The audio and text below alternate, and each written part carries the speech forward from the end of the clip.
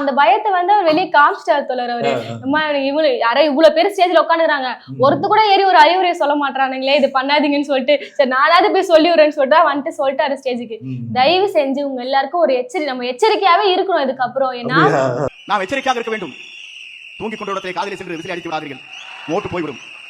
Bus ஸ்டாண்டிலே வயதிலே இருக்கின்ற தடுமாறி கொண்டிருக்கிற பெரிய கிணத்தை திடீரென்று விசில் அடித்தால் அவர் தடுமாறி போய்விடுவார். ஆகவே நம்முடைய விசிலை பொறுத்தவரை எச்சரிக்கையாக இருக்க வேண்டும். இப்ப தூங்குறவங்க அவங்க காதுல போய் விசில ஊதாதீங்க.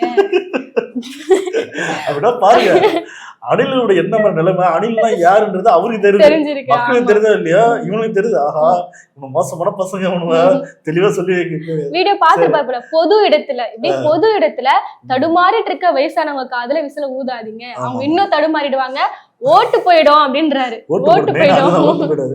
சேகரோட மனைவி கூட பாத்தீங்கன்னா பேருந்துல போகும்போது அந்த பஸ்ல ஏறி அதெல்லாம் பாத்துருப்பாங்க, பாத்துட்டு சொல்றாரு. அதனால வந்து ஆனா அவரை பாராட்டணும் தோழர். ஏன்னா இதுதான் வந்து அனுபவம்ன்றது. எங்க அறிவுரை சொல்லணும்னு அவருக்கு தெரிஞ்சிருக்கு. இதுவரை யாருமே சொல்லல விசில் வச்சு இப்படி பண்ணாதீங்க, கரெக்டா இருங்கன்றது வந்து செங்கோட்டை நான் சொன்னது வந்து நம்ம பாராட்டக்கூடிய ஒரு விஷயம். கண்டிப்பா. ஏன்னா உண்மையை பார்த்தோன்னா அவர் வந்து வயசுக்கு பேசுறேன். ஏன்னா இதுதான் வந்து நம்மளோட தொண்டர்கள் வந்து ஒழுக்கப்படுத்துறது, ஒரு சரியான பாதி கொண்டு போறது. இதை விட்டுட்டு விஜய் பொண்ணு சந்தோஷப்படக்கூடாது, சூப்பரா என்ன வந்து லைட்டை போட்டு ஆஃப் பண்றது ஆன் பண்றது இப்படிலாம் பண்ணிட்டு அவங்களே ஏற்கனவே பைத்தியம் மாரி மாறிக்கிறாங்க.